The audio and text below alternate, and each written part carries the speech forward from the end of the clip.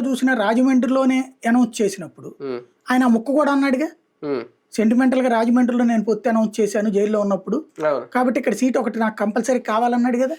మరి ఎందుకు డ్రాప్ అయిపోయాడు? నిడదవోలు సరే ఆయన సర్దుకున్నాడు అనుకుందాం, సర్దుకున్నాడు. మరి ఇంకేంటి అప్పుడు?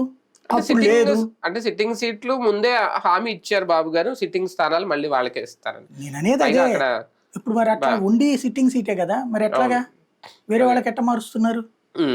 ఎందుకు మారుస్తున్నారు? సమస్య అది కదా. రెండవది, పోనీ అట్లా కాదు, ఇదేం కాదు, గుంటూరు 2లో నీకు ఎవరు లేడుగా. అవును, ముందు అసలు అనుకున్నారు గుంటూరు 2 నీకు ఎవరు లేడు కదా. ఎవరికి? తెలుగుదేశం లేరు, ఇప్పుడు కొత్త వ్యక్తి కదా, మహిళలు తీసుకొచ్చి ఇచ్చారు కదా.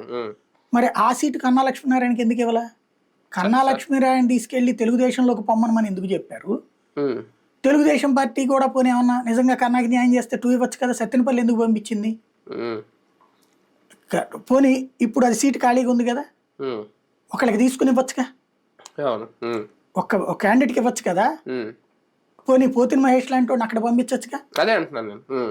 ఎందుకు లేదు అంటే ఆయన తన సీటు ఊరికి చూసుకున్నాడు.